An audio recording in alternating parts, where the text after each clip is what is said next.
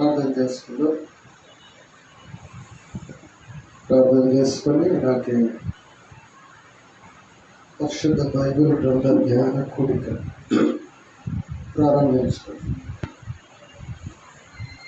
మంచి తండ్రి, జయముగల దేవ, మీ పరిశుద్ధమైన పదాలకు నిలలేని స్తుతులు, స్తోత్రాలు, కృతజ్ఞత స్తుతులు మనసారా మరొకసారి హృదయపూర్వకంగా చెల్లిస్తున్నాము. ఈ మంగళవారం దినం ఈ హైదరాబాద్ మామూలు మమతానగర్ కాలనీలో ఫెయిత్ హోమ్లో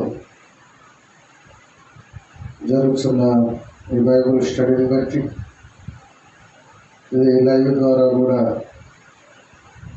ఆయా స్థానిక సంఘాల ప్రియులు విన్నట్టు కూడా మీరు చూపుతున్న కృపను బట్టి భవిష్యత్తులో విన్నట్లు కూడా చూపడానికి స్తుతిస్తూ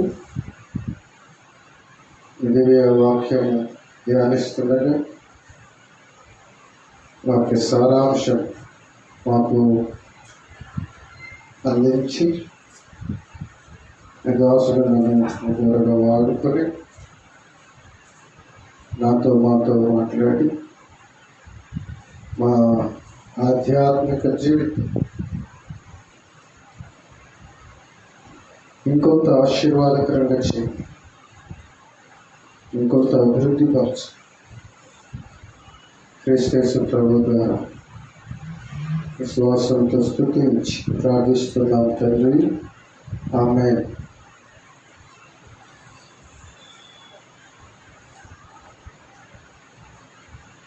దేవాన్ని దివ్య వాక్యం పాట దాని ధ్యానాల్లో 12వ పేజీ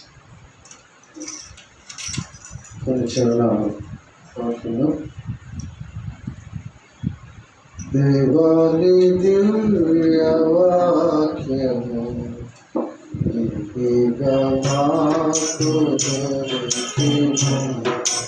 దేవాని దివ్య వాక్యము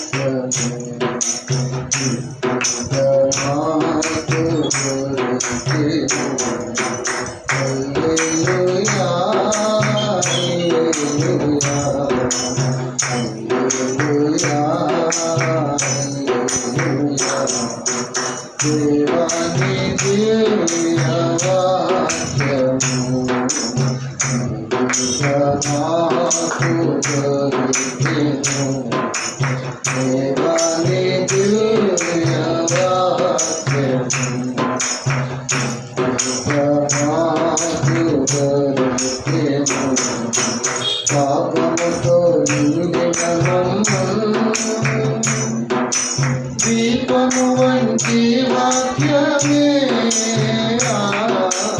పాపముతో నిండిన మమ్మును, దీపము వంటి వాక్యమే కలువరికి నడిపించి కలుషములను తొలగించి, కలువరికి నడిపించి కలుషములను తొలగించి మా హృదయము వెలిగించెను, మా హృదయము వెలిగించెను. దేవాని దివ్య వాక్యము మాకు దొరికెను, దేవాని దివ్య వాక్యము మాకు దొరికెను. ఈ వాక్యము మీరయ్యుండెను, మా దాహము తీర్చుచుండెను. ఈ వాక్యము మీరయ్యుండెను, మా దాహము తీర్చుచుండెను. ఆ నీరే మాకు పానము స్నానము, ఆ నీరే మాకు పానము స్నానము, నీ వాక్యము మాకు నీ వాక్యము మాతృమా దేవాని దివ్యవాక్యము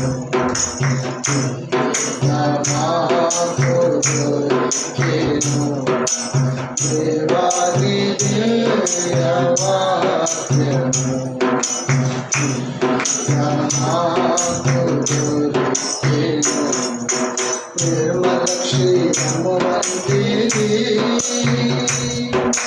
నిత్యాహారము వంటిది నిర్మల క్షీరము వంటిది నిత్యాహారము వంటిది నీ పాలతో మము పెంచి నీ తోడులో మము ఉంచి నీ పాలతో మము పెంచి నీ తోడులో మము ఉంచి నీ బలమును మాకుమా నీ బలమును మాకుమా దేవాని దివ్యవాక్యము నాకు దొరికెను దేవాని దివ్యవాక్యము నాకు దొరికెను శుద్ధి అయినట్టన చేను విత్తనమై ఉంచును శుద్ధి అయినట్టన చేను విత్తనమై ఉంచును ఖడ్గము వలె దూయొచ్చు కలుషములను కోయొచ్చు ఖడ్గము వలె దూయొచ్చు కలుషములను కోయొచ్చు నీ మహిమను మాకుమా నీ మహిమను మాకుమా దేవాని దివ్యవాక్యము నాకు దొరికెను దేవాని దివ్యవాక్యము నాకు దొరికెను అద్దము వలె దిద్దును మమ్ము అగ్ని అయి కాల్చును చెక్కను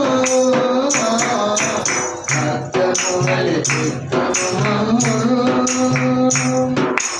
అగ్ని అయి కాల్చును చెక్కను నీ వాక్యము వివరించి మా లోటును సవరించి నీ వాక్యము వివరించి మా లోటును సవరించి నీ రూపము మాకుమా నీ రూపము మాకుమా దేవాని దివ్యవాక్యము నాకు దొరికెను దేవాని దివ్యవాక్యము నాకు దొరికెను ప్రేమతో నిండితివి సాక్షులుగా పంపితివి వాక్యముతో నిండితివి సాక్షులుగా పంపితివి నీ చేతిలో మము దాచి నీ రూపుతో మము కాచి నీ చేతిలో మము దాచి నీ చూపుతో మము కాచి నీ సన్నిధి మాకుమా నీ సన్నిధి మాకుమా దేవాని దివ్యవాక్యము నాకు దొరికెను దేవాని దివ్యవాక్యము నాకు దొరికెను హల్లెలూయా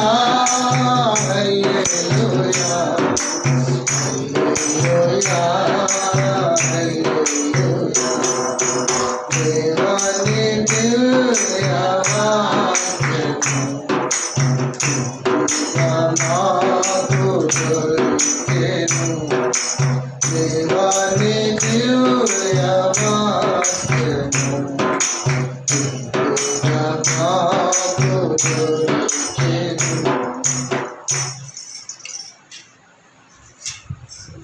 రాసిన పత్రిక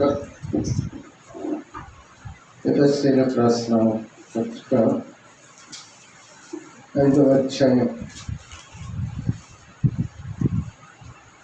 22 నుండి 24 వచనాలు. ఎఫెసీయులకు రాసిన పత్రిక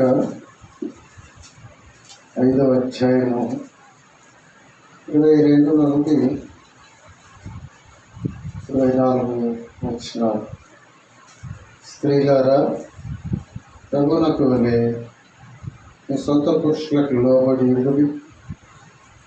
క్రీస్తు సంఘమునకు శిరస్సై ఉన్నలాగున పురుషుడు భార్యకు శిరస్సై ఉన్నాడు. క్రీస్తే శరీరమునకు రక్షకుడై ఉన్నాడు. సంఘము క్రీస్తునకు లోబడినట్టుగా భార్యలు కూడా ప్రతి విషయములోనూ తమ పురుషులకు లోబడవలె. ఎఫెసీ పత్రిక మనం ధ్యానం చేస్తున్నాం. ప్రార్థన చేసుకొని మనం ధ్యానంలోకి వెళ్ళాలి. దయగల తండ్రి, దివ్య వాక్య విశిష్టత గొప్పతనాన్ని తెలియచేస్తూ పాడి స్తుతించే ఎత్తిపట్టి వాడి స్తుతించుటకు కృపనిచ్చారు. ఇప్పుడు మీ దివ్య వాక్యం ద్వారా మనం దర్శించడం ఎంత నేర్చుకుంటున్నామో అంత బాధ్యత కలిగి మేము నడుచుకున్నటకు మాకు ఎక్కువ శక్తిని ప్రసాదించి క్రీస్తు ప్రభు ద్వారా విశ్వాసంతో స్తుతించి ప్రార్థిస్తున్నాము తండ్రి. ఆమేన్. ఈ ఎఫెసీ పత్రిక 5వ అధ్యాయంలో 22 నుండి మనం చూస్తే స్త్రీల గురించి, పురుషుల గురించి రాయబడింది. తర్వాత చివరిలో క్రీస్తుల గురించి, సంఘం గురించి తెలియచేస్తున్నట్లుగా గొర్రెపిల్ల వివాహోత్సవం గురించి, అనగా ఒక భార్యాభర్తల బంధం, క్రైస్తవులుగా ఒక వివాహం అనే విషయాన్ని చూస్తున్నప్పుడు గొర్రెపిల్ల వివాహోత్సవం స్మరణకు తెచ్చుకునేవారుగా ఉండేలా తిరిగి చివరిలో మళ్ళా వారు గొర్రెపిల్ల వివాహోత్సవం గురించి ఆయన ప్రస్తావించడం, 6లో పిల్లలు ఎలా నడుచుకోవాలో, తర్వాత దాసులు ఎలా నడుచుకోవాలో, తర్వాత తుదకు అంటాడు. తుదకు ప్రభు యొక్క మహాశక్తిని బట్టి బలవంతులై ఉండండి, సర్వాంగ కవచధారులై అని చెప్తూ ఇంకా ఆ రీతిలుగా బలపరుస్తూ ఈ పత్రిక ముగిస్తాడు. కనుక ఈరోజు మనం స్త్రీలారా అని ఎఫెసీ సంఘానికి దేవుడు పౌలు ద్వారా రాయించిన ఈ కాంటెక్స్ట్లో ఉన్న విషయాన్నే మనం చూద్దాం. నేను చదువుతాను చూడండి. స్త్రీలారా, ప్రభువునకు వలె మీ సొంత పురుషులకు లోబడి ఉండండి. మనం ఎఫెసీ పత్రిక ధ్యానం చేస్తున్నాం. అందులో భాగంగానే ఇప్పుడు ఈ భాగాన్ని చూస్తాం. స్త్రీలారా, ప్రభువునకు వలె మీ సొంత పురుషులకు లోబడి ఉండు. క్రీస్తు సంఘమునకు శిరస్సై ఉన్నలాగున పురుషుడు భార్యకు శిరస్సై ఉన్నాడు. క్రీస్తే శరీరమున రక్షకుడై ఉన్నాడు. సంఘము క్రీస్తునకు లోబడినట్టుగా భార్య కూడా ప్రతి విషయంలోనూ తన పురుషులకు లోబడవాలి. లోబడుట భార్య గురించి, స్త్రీల గురించి, భార్యల గురించి ప్రాముఖ్యంగా ఇక్కడ చెప్పబడింది లోబడుట. లోబడాలి. దీన్నే విధేయత అని కూడా అంటారు. విధేయత కొలస్సీ పత్రికలో విధేయత చూపమని వ్రాయబడింది. కొలస్సీ పత్రికలో ఎఫెసీలో కూడా ఉంటుంది. కొలస్సీ పత్రిక 3వ అధ్యాయం 18 వచనాలు, భార్యలారా మీ భర్తలకు విధేయులై యుండుడి, ఇది ప్రభువును బట్టి యుక్తమైనది ఏదంటే విధేయత కలిగి ఉండడం. భర్తకు విధేయత చూపడం, భర్తకు లోబడి ఉండడం. కనుక ఎఫెసీలోనే మనం చూసినప్పుడు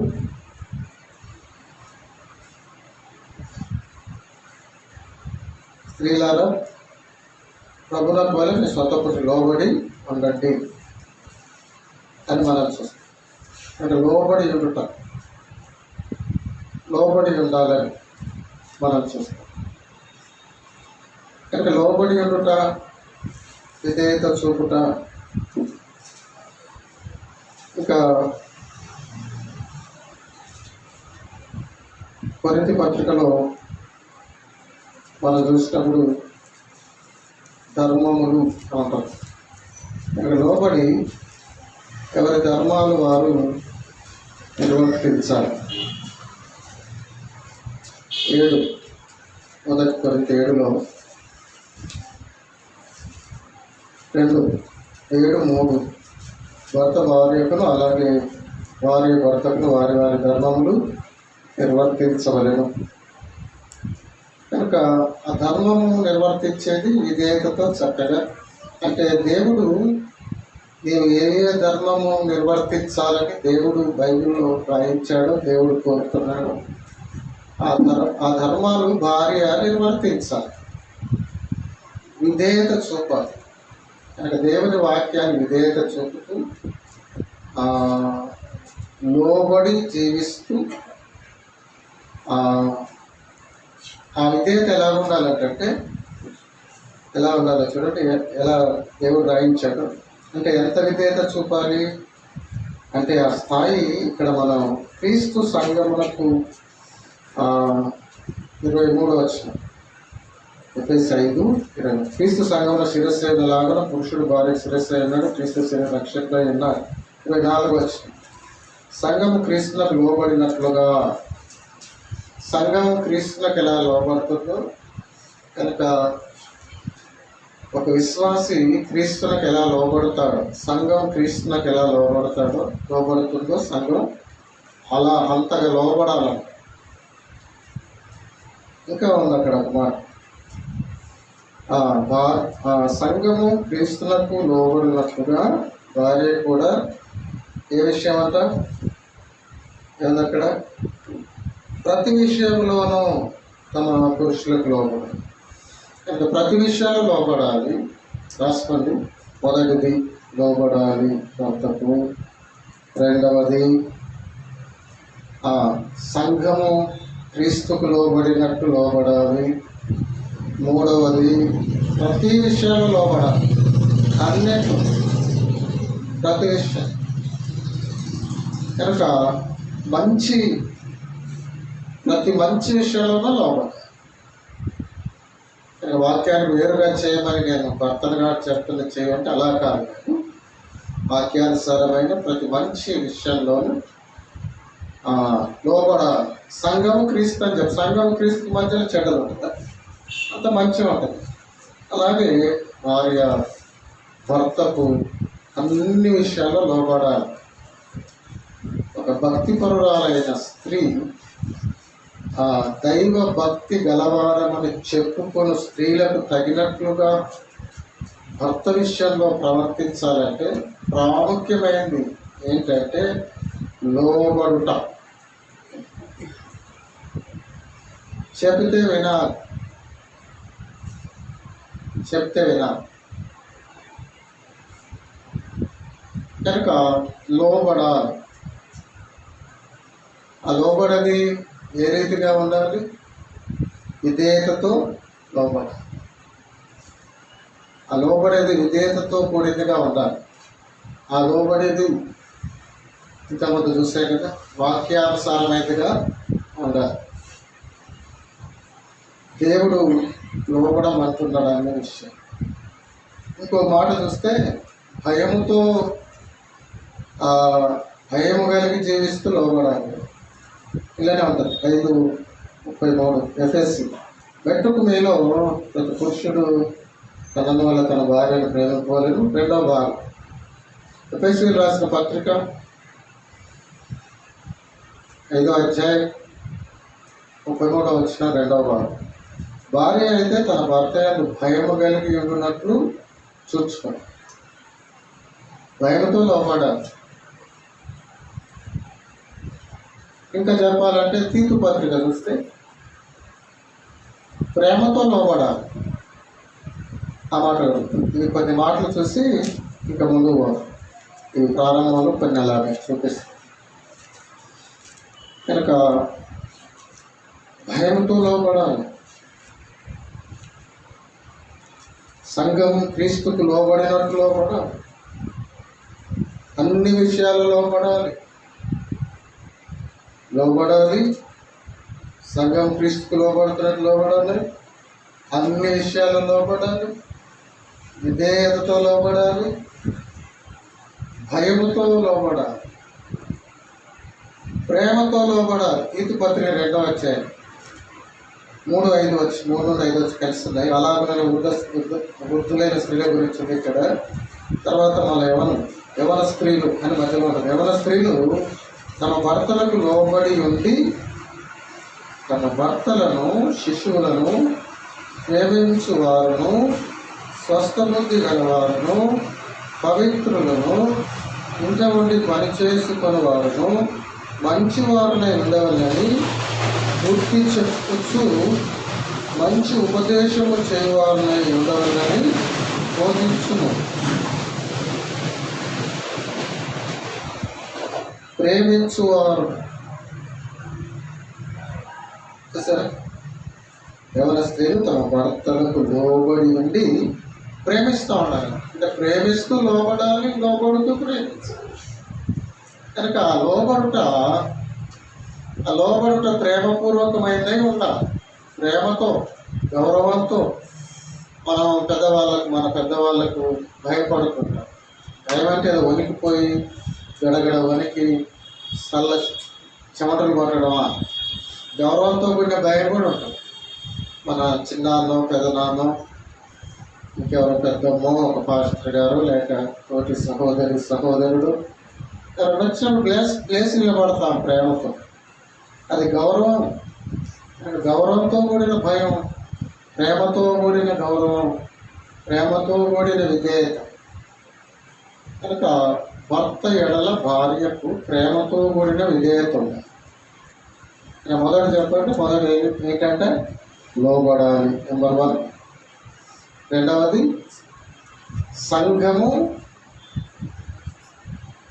స్త్రీలు, భార్యలు భర్తలకు లోబడాలి. నెంబర్ 1 రాసుకోండి, బైబిల్ స్టడీ కదా. రెండవది సంఘము క్రీస్తుకి ఎలా లోబడుతుందో అలా లోబడాలి. చూసారా స్థాయి, లోబడే స్థాయి. రెండవది. మూడవది అన్ని విషయాల్లో లోబడాలి. అన్ని విషయాలలో. నాలుగవది భార్య అయితే తన భర్తకు కలిగి ఉండాలి. ఉంది కదా 33 వచ్చి భయముతో లోబడాలి.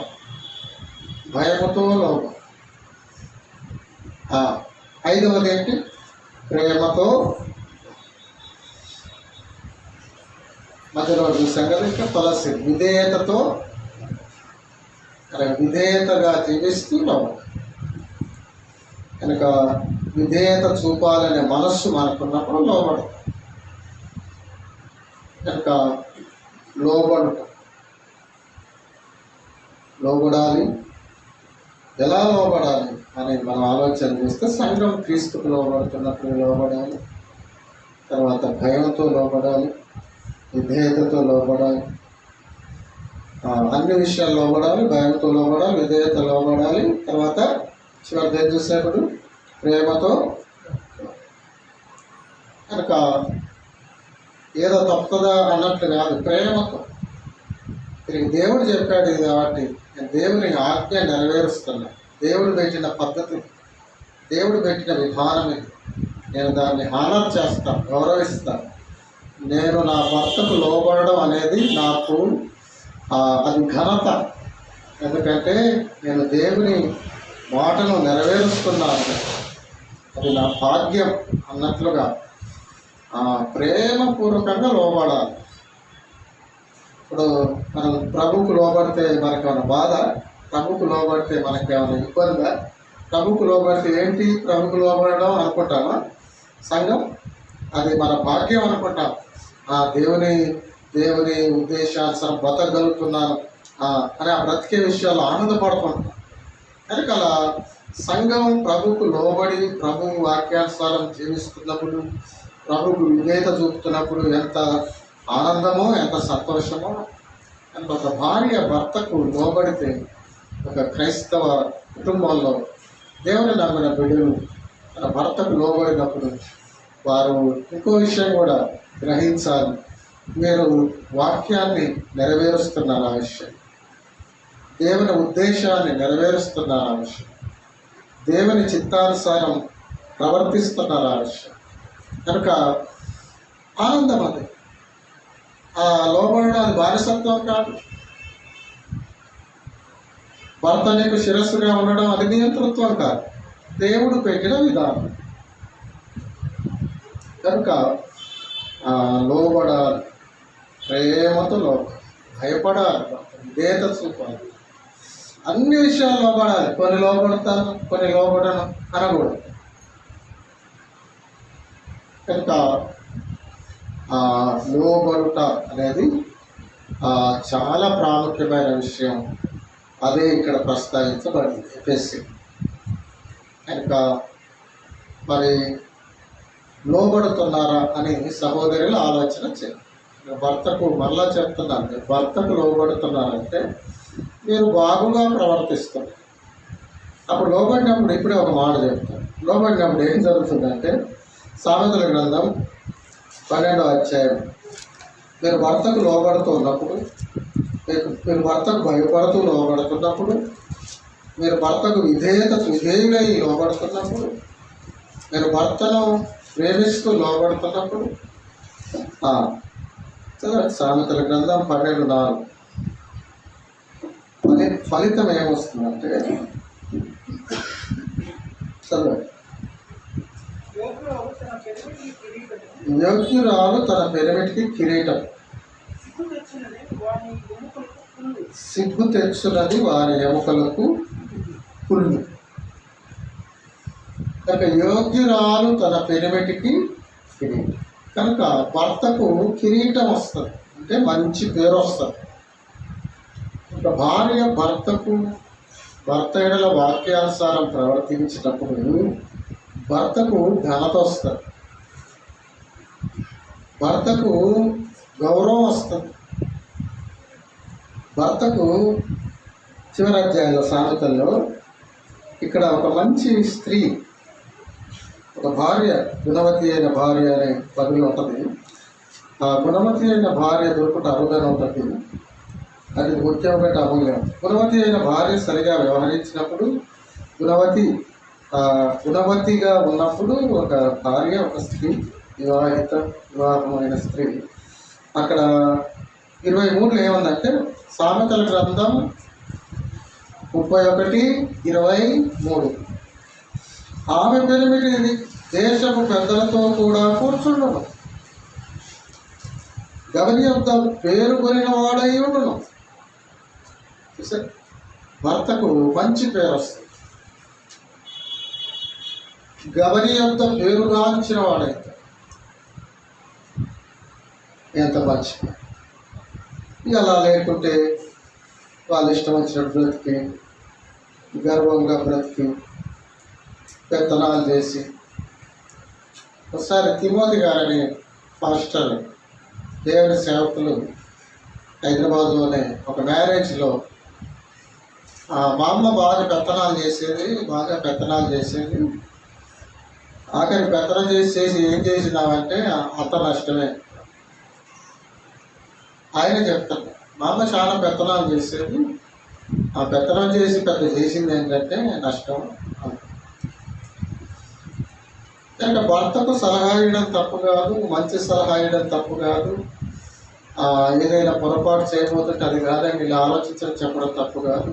బిబిలికల్గా బైబిల్ ప్రకారం కుటుంబంలో ఆ భార్యకు భర్త శిరస్సు, ఆయన ద్వారా నిర్ణయాలు జరగాలి. ఇద్దరు కలిసి దేవుని దగ్గర దేవుని చిత్తానుసారం సాగాలి. అయితే భర్త భార్యల విషయం, సంఘానికి క్రీస్తు శిరస్సు అయితే భార్యకు ఎవరంట? భర్తని వాక్యమే చెప్తుంది. కనుక వినాలి. 12:4 సామెతల్లో యోగ్యురాలు తన పెనిమిటికి కిరీటం, సిగ్గు తెచ్చున్నది వారి ఎముకలకు పుల్లు. మరి చాలామంది మగవాళ్ళు కాళ్ళు లాగుతున్నాయి, చేతులు లాగుతున్నాయి అంటుంటారు. మరి దానికి ఒక కారణం ఇది కూడా కావచ్చు. గయ్యాలి భార్య ఉంటే ఎముకలకు పుల్ల,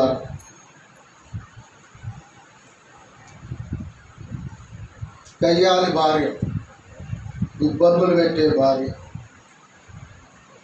చెప్పితేనని భార్య, సమస్యాత్మకమైన భార్య, కలహ ప్రియురాలైన భార్య ఒకవేళ ఉంటే ఊరికే ఇబ్బంది పెడతా ఉంటే, ఊరికే గాయపరుస్తూ ఉంటే ఆలోచించి మానసికంగా పెంచుకోండి. ఇక్కడేమో బైబిల్ చెప్తుంది ఏమండి, యోగ్యురాలు తన పెనిమిటికి కిరీటము, సిగ్గు తెచ్చున్నది వారి ఎముకలకు పుల్లు.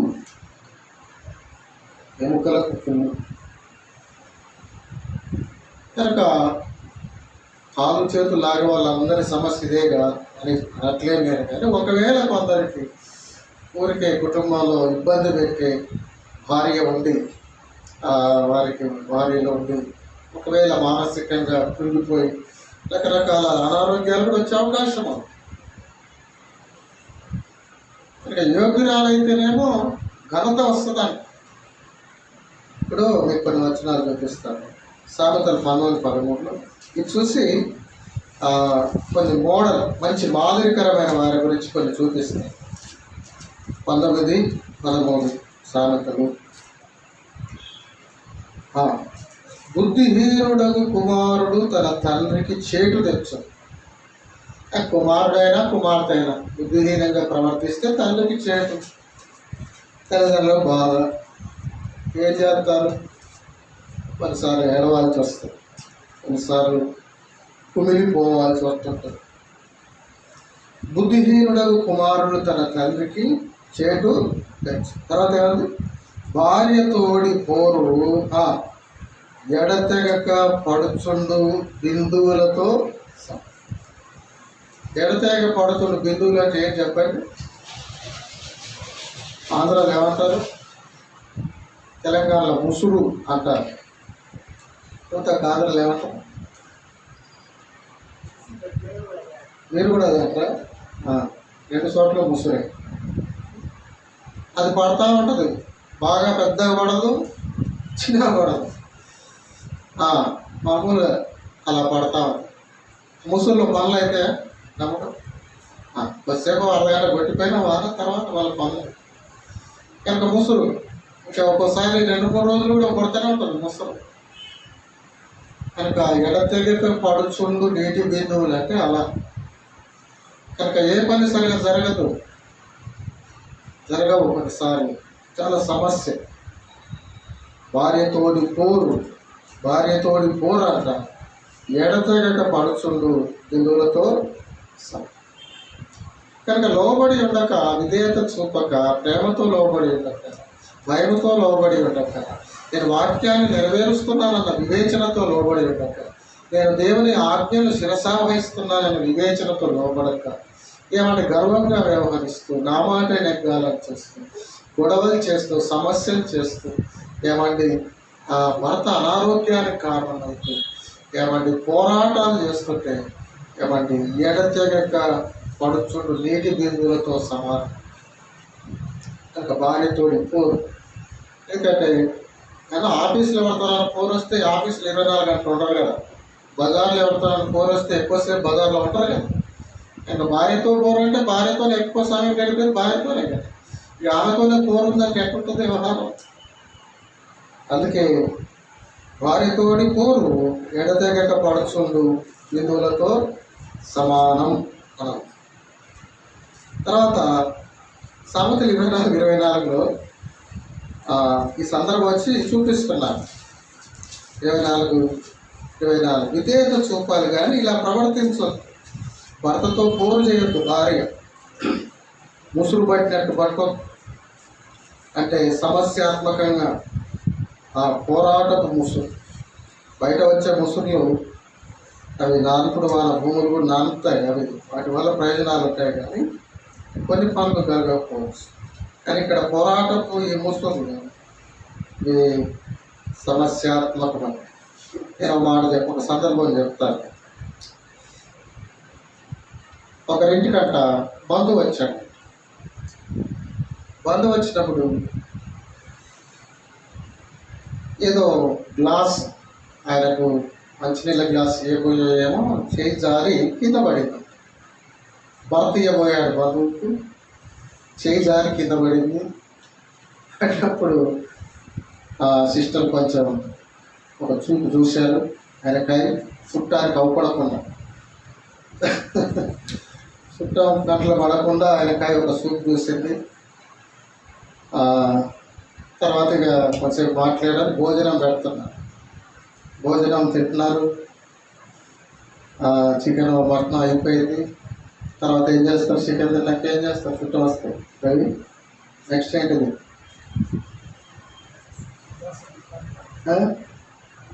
చికెన్ తర్వాత ఏం పోసుకుంటాయి? పెరుగు ముందు చారు, సాంబార్ తర్వాత పెరుగు. సరే ఏదో ఒకటి కానీ ఇక తిన్నాక ఇక చారు తెస్తాను. చారు తెస్తా చుట్టం అటు కూర్చున్నాడు. చుట్టం అంటే అర్థమైందా? బంధువు అటు కూర్చున్నాడు. తినేటి కూర్చున్నాడు. ఆయన దగ్గరకు వచ్చాక చారు సిస్టర్ గ్లాసు పలికిందిగా చారు వదిలేసిందట గిన్నె. భర్త కాడ వేడి చారు గిన్నె. ఈమె ఆయన గ్లాసు చేయి జారేమో ఐదు పోయింది. ఈమె జార విడిచింది. అర్థం కాకుండా జార విడిచింది. వేడి చారు అంత చేతుల మీద అంత ఆమె వెళ్ళేసి ఈ పక్కన బంధువు ఆయన అలా చూస్తూ బ్రదర్కాయ బాధగా జాలిగా చూస్తుంటే అప్పుడు ఆయన అంటున్నాడంట, మబ్బులు పట్టినాయి, మెరుపులు మెరిసినాయి, వాన గురిసి వెలిసింది, ఇంకేం పర్వాలేదు తిను అన్నాడు. మబ్బు ఎప్పుడు పట్టింది? గిలాస తాగినప్పుడు. మెరుపు ఎప్పుడు మెరిసింది? చూసింది మెరిసింది. వాన కురిసింది, మబ్బులు పట్టినాయి, మెరుపులు మెరిసినాయి, వాన కురిసింది, వెలిసింది, చారు గారింది, కాలింది. ఇదేం కాదు తిన్నాయన. ఎలా ఉంటారు కొందరు కదా. బలగుంది రూపమానం కనుక ఎవరిని కాల్చుకుందామా, ఎవరి చేయి కాల్చిందామా, పోతే గ్లాసు అయితే నష్టం. కనుక దేవుడు నీకు ఇచ్చిన భర్తను బాధ పెట్టడం గొప్ప విషయం కాదు. మబ్బులు పట్టినాయి, మెరుపులు మెరిసినాయి, ఆన కురిసింది, వెలిసింది, బ్రదరు ఇదేం పర్వాలేదు తినట్లు. చాలా విషయం అందులో చాలా కుటుంబాల్లో ఏదో రకంగా భర్తలకు సహాయంగా, ప్రోత్సాహంగా, మేలు చేసేది పోయి ఏదో రకంగా డిసప్పాయింట్ చేయడము, ఏదో ఒక రకంగా అవమానపరచడం, పూలు నాడడం, ఏం చేసాము. కొందరు ఉంటారు, అందరూ అలా ఉండరు సుమారు. కొందరు అమాయకంగా అలా ఉంటారు, కొందరు ప్రౌడ్తో కొందరు అలా ఉంటారు, కొందరు వాళ్ళను ఎందుకు అలా ఉన్నారు అని చెప్పడానికి కొంచెం ఆలోచించాల్సి వస్తుంది. ఒక్కోసారి ఒకలా ఉంటారు. కనుక యేసు ప్రభువుని నమ్మిన తర్వాత అలా ఉండకూడదు. నమ్మకం ముందు ఎలా ఉన్నావో నీవు యేసు ప్రభువుని నమ్మిన తర్వాత నీ భర్తకు నువ్వు ప్రేమతో లోబడాలి. అంత మంచి మాట. ప్రేమతో లోబడాలి. నేను దేవుని ఆజ్ఞను నెరవేరుస్తున్నానని లోబడాలి. కనుక నా భర్తకు లోబడుట నాకు ఘనత అని లోబడాలి. నాకు అది యోగ్యురాలు పెనిమిటి కిరీటం అంటే ఆ భర్తకు కిరీటం వచ్చేలా నువ్వు బ్రతుకుతున్నావంటే నీవు యోగ్యంగా ప్రవర్తిస్తున్నాను నేను అని నువ్వు లోబడడం యోగ్యత అని లోబడాలి.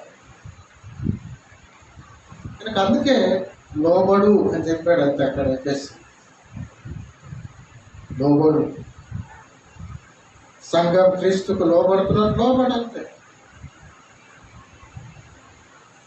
అవచనం చదువుతాను. చెప్పవచ్చు 24 సామెతలు 24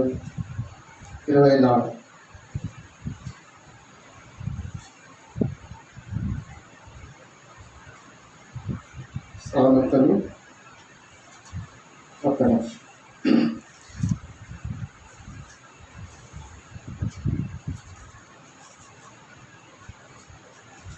సామెతలు 25-24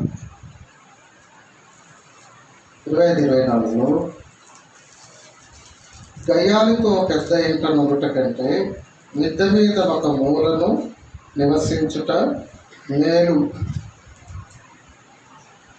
గయ్యాలితో పెద్ద ఇంట్లో ఉండటం కంటే, డూప్లెక్స్లో ఉండటం కంటే గయ్యాలితో మిద్దె మీద ఒక మూలకు ఉండటం మేలంట.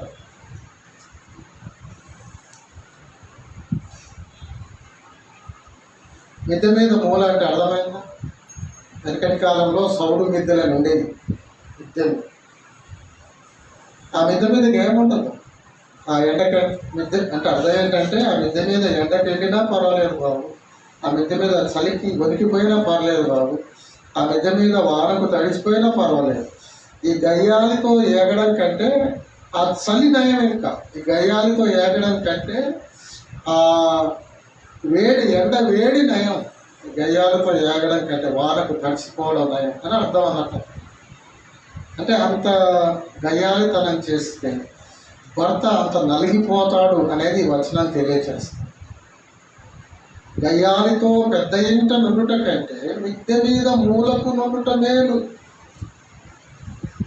గయ్యాలితో పెద్ద ఇంట నుండుట కంటే మిద్దె మీద ఒక మూలను నివసించుట మేలు. ఒక మూలకు ముడుచుకోవడం మేలు. మన ప్రవీణ్ ఒక బ్రదర్ గురించి చెప్తున్నా. కోటీశ్వర్లు అంటే మన హైదరాబాద్ ప్రవీణ్ హాస్పిటల్లో చేస్తాడు. కోటీశ్వర్లు అంటాడు. చాలా పెద్ద చదువు చదివాడంట. ఇల్లు వెళ్ళిపోయాడు. ఆస్తితో వదిలిపెట్టేసి, ఆ బండి ఆ కార్లను వదిలిపెట్టేసి, ఆఖరి సెల్ ఫోన్ కూడా వదిలేసి ఎటుపోయినా తెలియదు. కారణం ఏంటంటే ఇంట్లో సమస్య. భార్యకి ఏదైనా సమస్య రాగానే బామ్మర్ది వస్తాడు. అంటే బాగా ఇబ్బంది పెడతాడు. కోట్లు ఆస్తాడు. వెళ్ళిపోయి ఆ శ్రీశైలం అడవుల్లో 4-5 రోజులు అడవుల్లో ఒకడే గుహలలో ఉండాలి.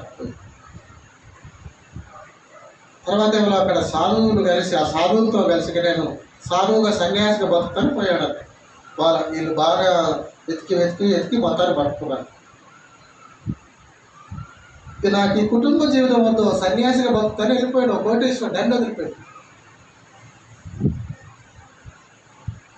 పోయి అడవులో గుహల్లో ఉన్నాడు. మిద్దె మీద మూలకుండట అంటే అట్లా వెళ్ళిపోని చెప్పట్లేదు. చూసారా, ఒక కోటీశ్వరుడు బాగా చదువుకున్నవాడు కొన్ని కొత్త ఐటమ్స్ కనిపెట్టేదాకా, కొన్ని యంత్రాలు పరికరాలు అలాంటి వాడు అన్ని వదిలిపెట్టి ఊరికనే ఆ చెట్లల్లో రోడ్లల్లో ఊరికనే కూర్చొని ఫోటోలు తీయించాడు. చూడండి ఆ కోటీశ్వరుడు వెళ్ళిపోయి ఎట్లా ఉన్నాడు, ఇంకెప్పుడు పంచాయతీ బాగా ఇష్టమే వెళ్ళిపోయాడు, పట్టుకొచ్చాము. వాళ్ళ వ్యక్తి దొరికాడట. ఇప్పుడు మానసిక రోగులను చూసే దవాఖాన అంటే ఏమంటారు ఇంగ్లీష్లో, మెంటల్ సంబంధించిన హాస్పిటల్ వేసారట ఆయన. కనుక అందరూ ఏమన్నారు, సుమారు కొంతమంది దాటిపోతున్నారు, సమస్య పెరిగిపోతున్నారు. అదే మొండితనం, అదే పెంకితనం, అదే గర్వం, అదే నాదే నెగ్గాలనే విధానం. కనుక ఇక్కడ కోటి ఏంటి, నీ మాట నెగ్గాల నా మాట నెగ్గాల కాదు. ఇక్కడ దేవుడు విధేయత చూపమన్నాడు, చూపాలి. నువ్వు విధేయత చూపితేనే, నువ్వు విధేయత చూపితే నీవు జయం పొందినట్టు. అసలు నీ భర్తకు నువ్వు విధేయత చూపితే నువ్వు జయం పొందినట్టు. విధేయత చూపకుండానే ఓడిపోయినట్టు. నువ్వు నీ మాట నెగ్గాలని నీ భర్త మంచి సలహా ఇచ్చినా నీ భర్త మాట వినక నీ మాట నెగ్గించుకుంటే నీ మాట నెగ్గిందని నువ్వు అనుకుంటున్నావు, కానీ నువ్వు ఓడిపోయినావు. బిబిలికల్గా ఓడిపోయావు, భక్తిలో ఓడిపోయినావు. అది అర్థం కావట్లేదు కొందరికి. క్రైస్తవులు కూడా చీటికి మాటికి లొల్లి, గొడవలు, సమస్య. కొందరు ఫోన్ వస్తే నాకు కొందరి నుంచి మళ్ళీ ఏమైందో అనిపిస్తుంది నాకు. ఎంతకాలం వల్ల ఇదే చూపాలి. కనుక ఇది పరిస్థితి.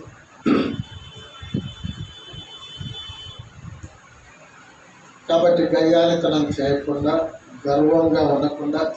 గర్వం గురించి కూడా మన దేశం మాట ఉంది కదా బాగా. దేవుడు అహంకారులను ఎదిరించి, పేతురు రాసిన మొదటి పత్రిక 5వ అధ్యాయం మనం చూసినప్పుడు 5వ వచనం, 5:5 చిన్నపిల్లలారా మీరు పెద్దకు లోబడి మీరందరూ ఎదుటి వారి దీన మనస్సును వస్త్రం ధరించుకొని మిమ్మల్ని అలంకరించుకున్నట్టు. చిన్నపిల్లలైనా అందరికి వర్తించలేదు. దీన మనస్సు అందరూ దీనిలోనే ఉండాలి. దేవుడు అహంకారులను ఎదిరించి దీనులకు కృప అనుగ్రహించు. అహంకారం నీకు ఎప్పుడు వచ్చింది? దేవుడు నిన్ను ఎదిరించడానికి సిద్ధం ఉంటాడు, నువ్వు మర్చిపో. అందుకే నేను వెళ్ళాక అన్నాను, అహంకారంతో నువ్వు నెగ్గించుకున్నావు అనుకో మాట, అది వాక్యానుసారం కాదు, అది బిబిలికల్ కాదు, అది ఆత్మీయ క్షేమకరమైనది కాదు. కానీ నువ్వు నెరవేర్చుకున్నావు పట్టుబట్టి. ఏమండి, అలిగి అన్నం తినక జిజ్జు చేసి నెరవేర్చుకొని నెగ్గాను నేను అనుకుంటున్నావు మనసులో. నీవు అహంకారంగా వ్యవహరించి నువ్వు గెలిచావు అనుకుంటున్నావు, కానీ నువ్వు ఓడిపోయావు. దేవుడు ఎదిరించే స్థితిలో ఎంత ప్రమాదకరమైన స్థితి. కనుక దీనులకు కృప చూపుతాను. కనుక దేవుని మాట వినేవాళ్ళంటే దేవునికి చాలా ఇష్టం. దేవుని వాక్యానుసారం బ్రతికే వాళ్ళంటే దేవునికి చాలా ఇష్టం. దేవునికి అందుబాటులో ఉండే వాళ్ళంటే దేవునికి చాలా ఇష్టం. దేవా వాడుకో అనేవాళ్ళంటే దేవునికి చాలా ఇష్టం. దేవా నీవు నాకు బోధించిన మేరకు, లేక నువ్వు నాకు తెలియచేసింది, నేను నేర్చుకున్న ప్రకారం, నేర్చుకున్నంత వరకు జాగ్రత్తగా బ్రతాను నాయన, నేను మరి కొంచెం బలహీనుడను, నాకు సహాయం చేయి అని అలా అనేవాళ్ళంటే దేవునికి చాలా ఇష్టం. విధేయత విధేయత చూపుతాను నేను. మరి నా భర్తకు మంచి ఆలోచన లేదు, ఆయన ఏదైనా పొరపాటు నిర్ణయం చేసి బలవంతం చేసి విధేయత చూపమని అలాంటి ఇబ్బందులు రాకుండా మంచి నిర్ణయాలు చేయడానికి సహాయం చేయి నా భర్త. ఒకవేళ ఏదైనా నేను సలహా చెప్పినా దాన్ని నేను అర్థం చేసుకోవడానికి కూడా సహాయం చేయి. అలా ప్రార్థన చేసుకుంటూ ఒకరినొకరు ప్రోత్సహించుకుంటుంటే ఎంత బాగుంటుంది ఫ్యామిలీ. ఇప్పుడు ఒక మాట అంటే ఆ మాట అది కాదు అంటే కూడా కోపం వస్తుంది. అది పొరపాటు మాటే, సరైన అవగాహన లేని మాట. అట్లా కాదు అంటే కూడా మీకే తెలుసు, అంతా నాకు తెలుసులే. ఎంత విచారం ఉంటుంది. కనుక విధేయత చూపం, లోబడాలి. బైబుల్ చెప్తుంది, భార్య లోబడుట భార్యకు ఘనత. గయాలితనం మంచి విషయం కాదు. మంచి బైబిల్లో మాదిరికరమైన వారి గురించి 3 గురించి చూపిస్తారు. ప్రార్థన చేసుకో. మొట్టమొదటిది శారా రాసుకోండి. శారమ్మ స్త్రీలలో మంచి భక్తి పరాలు లోబడి అనగానే శారమ్మ వస్తుంది. అబ్రహాము భార్య విశ్వాసులకు తండ్రి అనబడ్డ అబ్రహాం భార్య అయిన శారా. ఇప్పుడు పేతురు పత్రికలో మొదటి పత్రికలో మనం చూసినప్పుడు మొదటి పత్రిక 3వ అధ్యాయము 1 నుండి 6 వచనాల్లో అటువంటి స్త్రీలు ఏలారా మీరు మీ స్వపురుషులకు లోబడి ఉండుడి, అందువలన వారిలో ఎవరైనా వాక్యమునకు అవిధేయులైతే వారు భయంతో కూడిన మీ ప్రవర్తన చూచి వాక్యము లేకుండానే తమ భార్యల నడవడి వలన రాబట్టవచ్చును. జడలు అల్లుకొనుటయు, బంగారు నగలు పెట్టుకొనుటయు, వస్త్రములు ధరించుకొనుటయును, వెలుపలి అలంకారం మీకు అలంకారముగా ఉండక సాధువైనట్టు మృదువైనట్యునైన గుణమును అక్షయ అలంకారము గల మీ హృదయపు అంతరంగ స్వభావం మీకు అలంకారంగా ఉండవలను. అది దేవుని దృష్టికి మిగుల విలువ గలది. నీవు విధేయత చూపి దీనంగా ఉండి గౌరవంగా ఉంటే, అంతరంగ అలంకారం కలిగి ఉంటే అది దేవుని దృష్టికి మిగుల విలువగలది. నీ భర్తకు విధేయత చూపుల దేవుని దృష్టికి మిగుల విలువగలది. పేతురు 1:3-4 5వ వచనం. అటువలే పూర్వము దేవుని ఆశ్రయించిన పరిశుద్ధ స్త్రీలను తమ పురుషులకు లోబడి ఉండుట చేత తమను తాము అలంకరించుకొని. కనుక భర్తకు లోబడుట అది ఆత్మ సంబంధమైన అలంకారం, అంతరంగ అలంకారం. 6 ఏ ప్రకారం అంటే పైన వాళ్ళు అలంకరించుకున్నారు లోబడి స్వపురుషుడు. అలా ఇంకా పై వచ్చినా కూడా సాధువైన మృదువైన గుణాలు అవన్నీ వాళ్ళకు ఉన్నాయి. అక్షయ అలంకారం. ఆ ప్రకారం శారా అబ్రహామును యజమానుడని పిలుచుచు అతనికి లోబడి ఉండని మీరును యోగ్యముగా నడుచుకొనొచ్చు. ఏ భయములకు బెదరకున్న ఆమె పిల్లలు మీరును యోగ్యముగా నడుచుకోవచ్చు. ఇక్కడ మనం అంశంలో తీసుకుంటే శారా అబ్రహామును యజమానుడని పిలుచుచు అతనికి లోబడి ఉండడం, మీరును యోగ్యముగా నడుచుకోండి. యజమానుడా అన్నదంట. యజమానుడా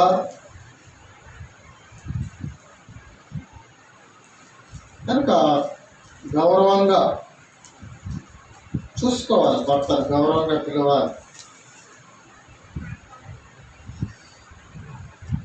ఒకసారి ప్రకాష్ అన్న, ఈరోజు ప్రకాష్ అన్నతో చాలాసేపు ఉన్నాను.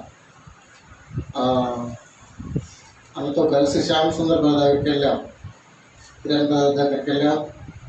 అక్కడ కొంతసేపు ఉండి లంచ్ చేసుకొని శ్యామ్ సుందర్ చూసి అన్న వాళ్ళకి అక్కడ ఉన్నారు, నేను బైబిల్ స్టడీ టైం అవుతుందని వచ్చాను.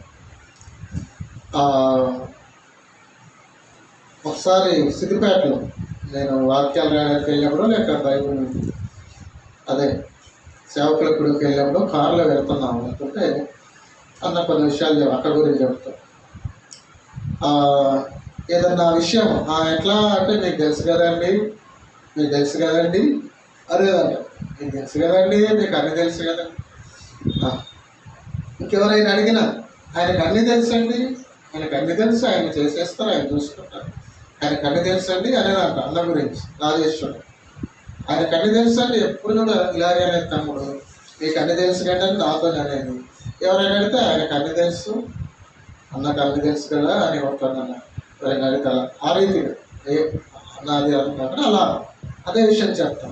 అన్నీ తెలుసు అంటే తమ్ముడు అక్క మీకు అన్నీ తెలుసు కదండి, చేసేయండి, నేను నన్ను ఎందుకు అడుగుతున్నాను అన్నట్లు కానీ అన్నీ తెలుసు కదా నా భార్య అలా అనేది. అన్నీ తెలుసు కదండి, మీకు అన్నీ తెలుసు కదండి అనేదంటే నేను అన్నాను, ఎంత మంచిదని నాకు ఎంత చక్కగా అన్నీ తెలుస్తుంది అన్నది అని అలాంటి మాట ఏదో అని నేను ఇంకో మాట అన్నాను. ఈ రోజుల్లో కొందరు అట్లేమో అన్నీ తెలుసు అండి మా ఆయన కట్టు అన్నది. ఈ రోజుల్లో కొందరు మా ఆయనకి ఏం తెలియదు అనేసి, ఏం తెలియదని మా ఆయనకి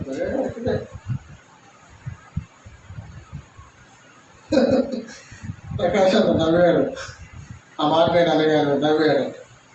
కొందరు ఏం తెలియదని మా ఆయన కంటే మస్తు మంది ఉన్నారు. అక్క మా ఆయన కని తెలియదు ఎంత మంచి ఏం తెలియదు మా ఆయనకి ఏమంటే మా ఒకటిదే మా ఒకటిదే. ఈమె పెద్ద ఈమె అంత కుటుంబాన్ని అంతా ఈమె పట్టుకొస్తుంటే ఆయన పూల కొడుతున్నట్టు చేస్తుంటారు. ఇప్పుడు ఆయన పొద్దంతా పని చేసి వస్తుంటాడు. బయట చేసే పని అది పని కాదా? కొంతమంది ఆడవాళ్ళు ఉంటారు, అటు తోముకుంటా మొగని తిట్టుడే, బట్టలు తుక్కుంటా మొగని తిట్టుడే, భర్తను తిట్టుడే. ఆ మొగడంటే బుద్ధమాట ఏం కాదు. అది ఆ ఒత్తిడి, ఆ స్ట్రెస్ అది అట్లా తీవ్రంగా ఉంటుందని వాడుతుంది. ఊపుకుంటా మొగన్ని తిట్టుడే, భర్తను తిట్టుడే, ఏం చేసినా తిట్టుడే, నేనే చేస్తున్నా. ఆఖరికి వాటర్ బాటిల్ నీళ్ళు పట్టుకుంటా తిట్టుడే, నేను ఇవేం చేయనట్ట. ఆయన సరుకులన్నీ కొనక రావాలి, పిల్లల ఫీజులు కట్టాలి, పని చేయాలి, అక్కడ రెక్కలు ముక్కలు చేసుకున్నారు. ఆయన మాట్లాడతాడు, ఈయన మాట్లాడాడు, మానసిక ఒత్తిడికి రేపుకుంటాడు. అన్ని తట్టుకొని ఆ పని చేసి మరి ఆ భర్త చేసేది పని కాదా? సరే ఇంట్లో కూడా అవసరంగా చేయడం తప్పేం కాదు చేయడం,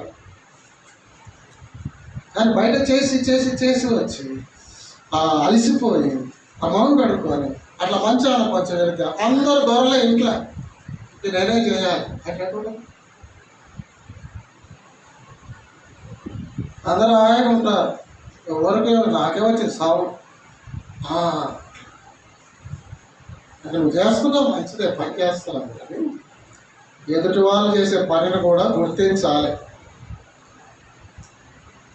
ఒక కారు తోలినా కారులోనే పోయించినావు, ఏం చేసినావు? ఆయన సల్లగా వేసి చేసుకొని పోయి కారు తోలడం ఎంత కష్టమో తెలుసా?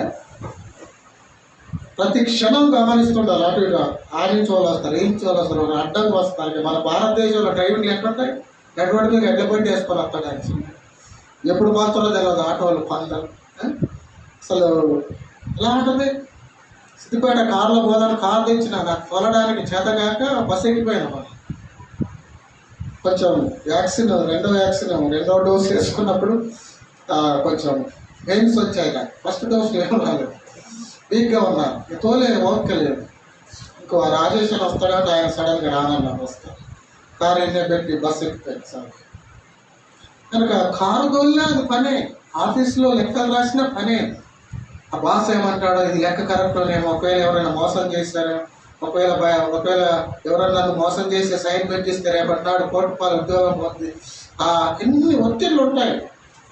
ఫ్యాన్ కింద కూర్చొని వైట్ కాలర్ జాబ్ అయినా వాళ్ళ స్ట్రెస్, మానసికంగా శ్రమించే వాళ్ళు కొందరు ఉంటారు, శారీరకంగా శ్రమించే వాళ్ళు కొందరు. మేస్త్రి ఉన్నాడు, వెలివేసలేక ఏమంటారు అంతే, బయట డిజైన్ చేసే ఆయన బాగా మానసికంగా ఆలోచించి డిజైన్ చేయాలి ఆయన చేస్తుంటాడు. కింద మాలు కలిపితే ఆయన ఏడాడు నీళ్ళు, అవి సిమెంట్, ఇసుక నీళ్ళు వేసి కలిపి అది శారీరక శ్రమ ఆయనది. ఆ డిజైన్ చేస్తే ఆయన ఇట్లా అట్లా మానసికం, శరీరం మానసిక రెండు. కనుక బట్టలు ఉత్తుడు, అంట్లు దోమడు, ఇల్లు ఉత్తుడు, అన్నం కూరడు ఇదే గొప్ప పని కాదు. ఆ ఉద్యోగం చేసే భర్తలది కూడా గొప్ప పని, నీది గొప్ప పనే. నీ పని ఒకరోజు ఆగిపోతే ఇల్లంతా వాసన వస్తుంది, అది పనే. కానీ ఆ చేసేది నిమ్మలంగా చేయాలి, ఇప్పుడు చేస్తే ఏం ప్రయోజనం? సరే ఇంట్లో కూడా భర్తలు ఇంట్లో భార్యకు సహాయం చేయడం తప్పేం కాదు, చేయగలిగిన సహాయం చేయాలి. కానీ భార్యను కూడా అర్థం చేసుకో, భర్త ఆయన చేసేది ఆయన చేస్తున్నాడు, ఆయన అలసిపోయి వచ్చాడు, నేను చేస్తాను, పిల్లలకు చెప్పుకుంటాను, పిల్లలు ఉన్నారు వాళ్ళ సాయం తీసుకుంటాను, ఆయన రెస్ట్ తీసుకొని ఇట్లా ఆలోచించడం ఎంతమంది ఉంటారు. అలా కూడా ఉంటారు. మరి డాడీ పడుకున్న సమయండి, అలసిపోయి వచ్చాడు, జాగ్రత్త ఉండండి, కాలు పట్టుకోరా డాడీ అనేటోళ్ళు కూడా, కాలు ఇరబడతా అనేటోళ్ళు కూడా. కనుక కాలు పట్టుకోరా అనేటోళ్ళ, కాలు ఇరబడతా అనేటోళ్ళు ఆలోచన. క్రైస్తవులు ఎలా ఉంటాయి లో. కనుక కుటుంబంలో ఒకవేళ అవసరం వచ్చినప్పుడు ఇల్లు ఉంచడం ఏమో నామోషయం కాదు, అద్భుతమైన నామోషయం కాదు. ఎవరి పని వాళ్ళు చేస్తున్నారు, కలిసి చేయవచ్చు. ఒకవేళ వాళ్ళు పెద్ద పని కొంత పని చేసి వచ్చారు, వచ్చి ఇంట్లోకి రాగానే భార్య తోడి పోరు ఎడతెగక పడుచుండు నీటి బిందువులు లాంటిది అన్నట్టుగా ఉంటే ఆ కష్టం ఇంకా జరిసేపు ఆ కష్టం చేసిన బాగుంటుంది ఆయన ఈ కష్టానికి బదులు అన్నట్టుగా. అయితే ఎలా ఉంటుంది ఆ కుటుంబం చెప్పండి? ఎట్లా ఉంటుంది? ఆనందంగా ఉంటారు. అందుకే ఎముకలకి ఏంటంట కుళ్ళు అంటారు. కనుక అది కూడా ఆలోచించాలి. ఎలా వ్యవహరిస్తున్నారు కుటుంబంలో. ఎవరి పని వాళ్ళు కూడా చేయాలి, చేసుకోవాలి. కానీ నిందించుకోదు, దూషించుకోదు. ఎందుకంటే సహాయం అడుక్కోవాలి. మన చేతగాట్లు చేయండి. ఏదో ఏమంటారు సూటి పోటీ మాటలు అలాంటివి లేకుండా ఆనందంగా ఉండాలి భార్యాభర్త. అంటే యజమానుడా అన్నదాన్ని. మీకు ఒక రిఫరెన్స్ ఇస్తాను, రాసుకో. 2-3 రిఫరెన్స్ సరైన ఇతనే ఉన్నాను. ఆదికాండం రిఫరెన్స్ రాసుకొని ఉదాహరణ చెప్పేస్తాను. ఆదికాండం 12:5. ఇప్పుడు దేవుడు రమ్మనగానే అబ్రహాం బయలుదేరగానే శారా కూడా వెళ్ళిపోయింది. ఎందుకే ఎక్కడికే అనలేదు అన్నదా? అనలేదు. అది 12 అధ్యాయాలు చూస్తాం, 5 వచనాలు. తర్వాత ఆదికాండంలోనే 12 అధ్యాయం 10-15 వచనాలు రాస్తాం. 10 నుండి 15 వచనాలు. కానానికి వెళ్ళాడు. కానాన్లో కరువు వచ్చింది. కరువు వస్తే ఆదికాండం 12, 10 నుండి 15 వచనాలు. కరువు వస్తే ఐగుప్తుకి వెళ్ళాడు. ఐగుప్తుకి వెళ్తే చాలా అందాలు చూసి పరువు దగ్గర కొందరు పొగడగానే అవును పట్టుకెళ్ళి ఈయనేం చెప్పాడు? అందంగా ఉన్నావు, భార్య ఏం చెప్తే నన్ను చంపి తీసుకోపోగల అన్నం చెప్పండి. అన్నం చెప్తే ఏమంటే పట్టుకెళ్ళిపోయాడు. అసలు ఆశ్చర్యమవుతుంది. అసలు శారమ్మ ప్రేమ, శారమ్మ విధేయత, శారమ్మ భర్తను కాపాడుకోవాలనే ఆశ అసలు మామూలుగా లేదండి. అసలు ఏమండి, వాళ్ళు తీసుకెళ్ళిపోతుంటే అబ్రహాము సపరేగా నిలబడి ఉంటే ఏం చెప్తున్నాడు ఆయన? అది వెళ్ళిపోయిందంటే దేవుడు కాపాడి తీసుకొచ్చాడు ఆమె. సరే, తన భర్తను కాపాడుకోండి, నన్ను చంపుతారేమమ్మా అన్న అని చెప్పంటే ఒక విధంగా ఆ వరుస అన్నానే రావచ్చు, కానీ భార్య అని చెప్పనేట్లు. తర్వాత మళ్ళా దగ్గర కూడా అభిమేలకు దగ్గర కూడా మరలా అన్న అని చెప్పినప్పుడు మళ్ళీ తీసుకెళ్ళిపోయారు. చూడ ఆ ప్రాంతం గెరారులో అభిమేలకు, ఇక్కడ ఐగుప్తులో ఫారో. కనుక వెళ్ళిపోయింది అంతే, తన భర్త క్షేమం కోసం. భవనంగా అన్నం చెప్పాలి, విధేయత చూపి అన్నం చెప్పింది. కనుక ఆమె విధేయత చూపి ఆమె ప్రమాదంలోకి వెళ్ళిన ఆమె విధేయతను చూపి ఆమె యోగ్యతను చూసి దేవుడు ఆమెను క్షేమంగా తీసుకొచ్చాడు. హల్లెలూయా. కనుక విధేయత అనేది యోగ్యత. తర్వాత దేవుడు మమ్రేలోని సింధూర వనము దగ్గర దేవుడు దర్శనం ఇచ్చిన వననే ఆదివారం చూశాను. అప్పుడు ఆయన ఎంతోమంది దాసీలు ఉన్నారండి. ఇప్పుడు ఆయన వెళ్ళాడు, గూడ దగ్గరికి వెళ్ళాడు, అంత చేశాడు ఆశతో దేవునికి ఆతిథ్యం ఇవ్వాలని. 18వ అధ్యాయం 6వ వచనం. 3 మానికల పిండి నువ్వు సిద్ధం చేయి, మెత్తటి పిండి అని చెప్తే రెడీ అన్నది అంతే. నేను ఇంత పని నేను చేస్తే ఇప్పుడు అన్నదా? ఒక ఇది వదిన చేయడం చిన్న విషయం అనుకోవచ్చు. అక్కడ చాలా పిండి ఉంది. కొంచెం పిండి అది మెత్తగా చేసి రొట్టె కొరకు సిద్ధం చేయాలని చాలా టైం పడుతుంది. బియ్యం కడిగి పొయ్యిన పెట్టడం వేరు, పిండి రొట్టె కోసం పిండి తీసుకోవడం, పిండి తయారు చేయడం వేరు. ఎక్కడ చూడు అసలు ఇదే. అసలు ఫరో ఐగుప్తులో ఏమండి గెరారులో ఆమె తన భర్త కోసం తన భర్తను చంపుతానేమో అని అన్నం చెప్పాను. అన్ననే చెప్పింది. లాక్కెళ్తుంటే కూడా నా భర్త నా పేరు అనలేదన్న. కనుక అది ఆమెకు అలంకారమైంది. అది ఆమెకు అంతరంగా అలంకారమైంది. కనుకనే శారా గురించి నూతన నిబంధనలో దేవుడు రాయించాడు. పేతురు పత్రిక మనం చదివాం కదా, 10 చదువుతారు చూడండి. పేతురు పత్రిక సాధు అయినట్టు 6వ వచనం. ఆ ప్రకారంగా శారా అబ్రహాము యజమానులను పిలుచుచు అతనికి లోబడి వెళ్ళను. మీరును యోగ్యులుగా నడుచుకోవచ్చు.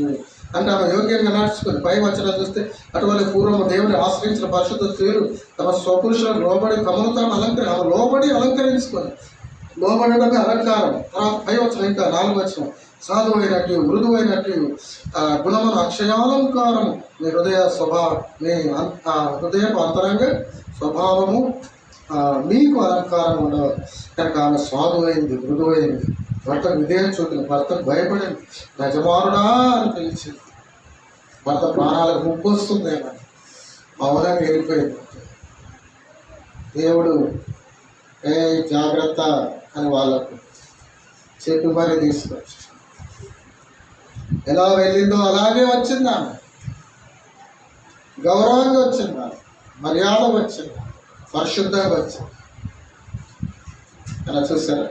కనుక భర్తకు ఒక మాట ఇలా కూడా చెప్పుకోవచ్చు, భర్తకు విధేయత చూపే స్త్రీని దేవుడు బాగా ఆశీర్వదిస్తాడు, బాగా కాపాడుతాడు.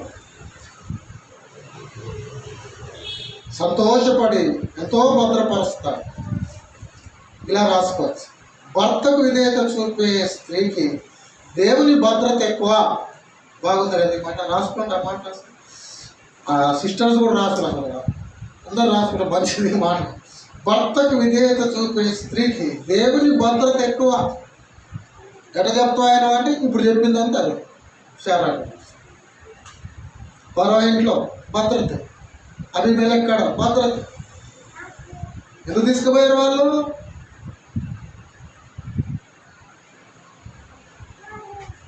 చూసారా? కనుక విధేయత చూపడం విజయం, భర్తకు విధేయత చూపడం విజయం.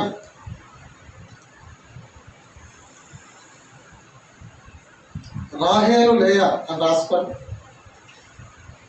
ఉపయోగించారు. ఆదికాండం 31:14 వచ్చినారు. యాకోబు కూడా వెళ్ళిపోదాం, మీ నాయన ఎట్లా చూస్తున్నాడు, మీ అన్నలు ఎట్లా చూస్తున్నారు, ఇలా జరిగింది, నాకు అలా జరిగింది, నా దేవుడు నన్ను వెళ్ళమన్నాడు, బయలుదేరమన్నాడు అంటే ఇక పద అన్నారు అంతే. మేము రామయ్య, మా అమ్మగారిని వదిలిపెట్టి మేము కొత్తాం, నువ్వే ఇంటికి వచ్చావు, నువ్వు ఇంటికి వచ్చావు, నన్ను ప్రేమిస్తున్నావు, పెళ్లి చేసుకున్నావు, 7 ఏళ్ళు మళ్ళీ నా కోసం చేసావు, అతను 7 ఏళ్ళు చేశావు, మా నాయన మా అక్కను పెళ్లి చేస్తే మళ్ళీ నా కోసం 7 ఏళ్ళు చేశావు, నువ్వే ప్రేమించవచ్చు. నేను ఈ ఏరియా మా అమ్మగారిని వదిలిపెట్టి రాను. కొంతమంది ఆడవాళ్ళు పెళ్ళి అయినాక అమ్మగారిని వదిలిపెట్టి రానని పంచాయతీ చేస్తాం ఊర్లలో. కొంతమందికి అమ్మగారింటికి పోతే మళ్ళీ రారు, తప్పన 2-3 ఏళ్ళు అక్కడనే ఉంటారు. నువ్వు కూడా ఈయన ఉండని మొదలు పెడతారు.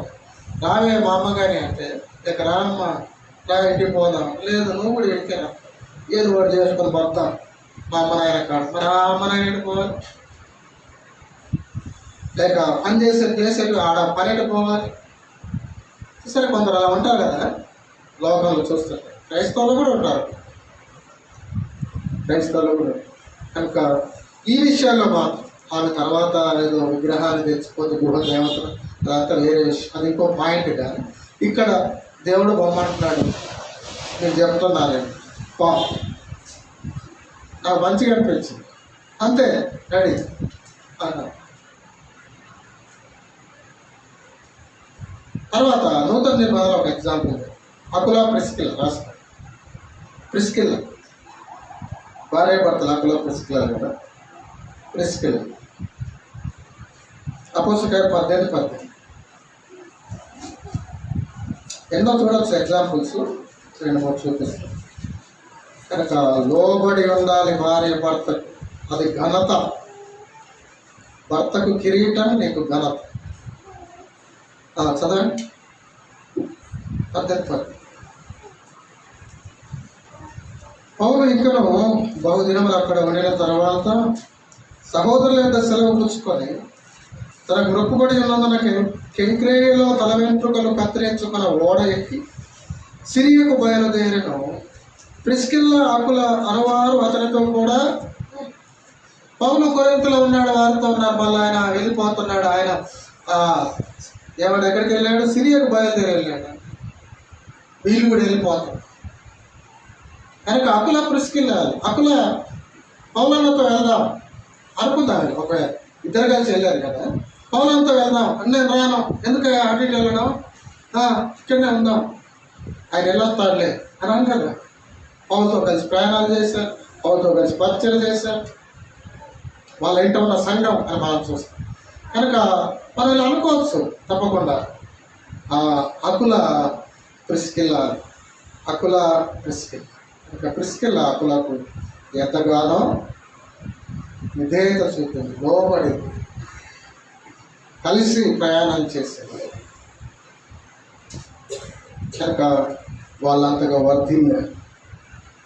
కాబట్టి భార్యాభర్తలు, మోడల్ భార్యాభర్తలు అనగానే అకుల ప్రిస్కిల్ల గుర్తొస్తారు బైబిల్లో.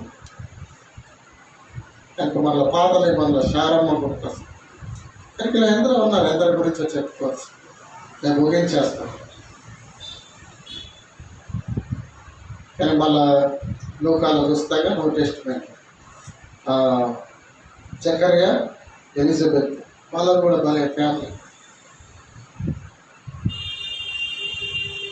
అమ్రామ్, యాకోబేలు, మోషేల గురించి మనం చూసి సరే ఇప్పుడు చూసిన అంశాల్లో మనం చూసినప్పుడు భర్తకు విధేయత చూపి యజమానుడా అన్న శారా ఆమె గొప్ప భక్తురాలు అయిపోయింది. నూతన నిబంధనలో దేవుడు ఆమె గురించి రాయించారు. ఒక విధేయత చూపుట అనేది ఘనత స్త్రీల. ఇక బైబిల్లో మూలవాక్యం 5వ అధ్యాయం 22 నుండి ముగించేస్తాం. స్త్రీలారా ప్రభునకు వలె స్వత పురుషులకు లోబడి ఉన్నది. క్రీస్తు సంఘమునకు శిరస్సై ఉన్నలాగున పురుషుడు భార్యకు శిరస్సై ఉన్నాడు. క్రీస్తే శరీరమునకు రక్షకుడై ఉన్నాడు. సంఘము క్రీస్తునకు లోబడినట్లుగా భార్య కూడా ప్రతి విషయంలోనూ నా పురుషునికి లోబడవలెను. కనుక లోబడాలి, విధేయతతో లోబడాలి. సంఘం క్రీస్తుకు లోబడినట్లు లోబడాలి. అన్ని విషయాల్లో లోబడాలి. భయముతో లోబడాలి, గౌరవంతో కూడిన భయంతో లోబడాలి, ప్రేమతో లోబడాలి. అప్పుడు ఆ కుటుంబం ఎంతో ఆనందంగా. కనుక అప్పుడు భర్తకు కిరీటం వస్తుంది. అప్పుడు నీకు దేవుని దగ్గర యోగ్యత వస్తుంది, యోగ్యురాలు. అప్పుడు దేవుని భద్రత చాలా ఉంటుంది. అప్పుడు నీ సాక్ష్యం నిలిచిపోతుంది. కనుక క్రైస్తవుల్లో వివాహమైన స్త్రీ సహోదరి భార్యలు భర్తకు లోబడి ఉండాలి. ఎంత స్పష్టంగా దేవుడు రాయించాడు, లోబడండి. నువ్వు లోబడట్లేవంటే దేవుని వాక్యానికి వేరుగా నడుచుకోవాలి. కానీ నువ్వు లోబడట్లేవంటే దేవుని మాట వినట్లేవు, నువ్వు నీ భర్త మాట వినట్లేవు అనుకుంటున్నావే. భర్త మాట కూడా వినట్లేవు లోబడక. ఇంకో విషయం మర్చిపోద్దు, నువ్వు దేవుని మాట వినట్లేవు, వాక్యం మాట వినట్లేదు, ఆత్మ దేవునికి విధేయత చూపట్లేదు. కనుక భర్తకు విధేయత చూపుట విజయం పొందుట. భర్తను చస్తానో బెదిరించో ఇంకేదనో ఏదనో నీ మాట నెగ్గించుకొని మంచి మాట భర్త చెప్తే వినక, వాక్యానుసారమైన మాట భర్త చెప్తే వినక, నీ మాట నెగ్గించుకొని గెలిచాను అని నువ్వు అనుకుంటే నువ్వు గెలిచినట్లు కాదు, నువ్వు ఓడిపోయినట్లు. మర్చిపోడు. కనుక గయ్యాలితనంతోనో, నీ లౌక్యపు మాటలతోనో, నీ కుయుక్తితోనో, ఇక దేనితోనైనా మేము నీ భర్తను కనుక నీ మాటే నెక్కించుకొని, అది వాక్యానుసారం కాకుండా నేను గెలిచాను అనుకుంటే అది గెలుపు కాదు, అది ఓటమి, అది పతనం. ఆ విషయంలో నేను ఓడిపోయాను. ముగిస్తున్నాను. కనుక భర్తకు విధేయత చూపుతున్న భార్య ఆమె విజయవంతమైన ప్రార్థన. దయగల తండ్రి, జీవగల దేవ, ఈ పరిశుద్ధమైన పాదాలకు వెళ్ళని స్తుతులు స్తోత్రాలు తెలియజేస్తాను. నాయన, లోబడి ఉండుట, స్త్రీలు పురుషులకు లోబడాలని, భార్య భర్తకు లోబడాలి, విధేయత చూపాలని ఎంతో స్పష్టంగా మీరు రాయించారు.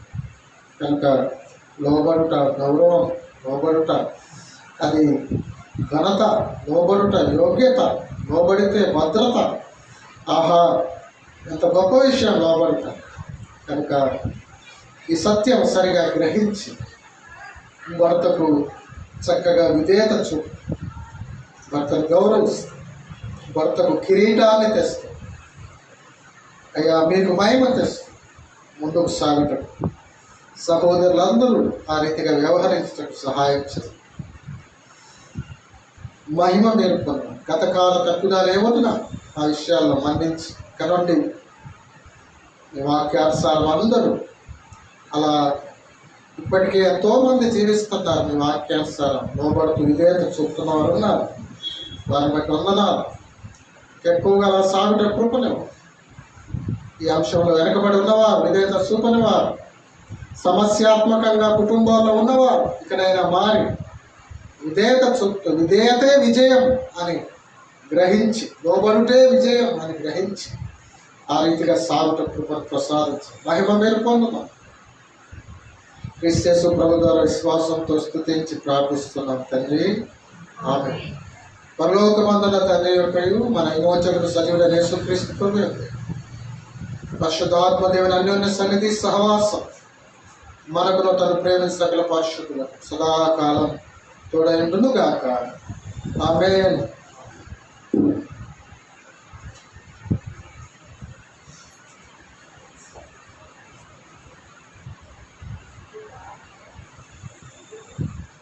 ప్రైజ్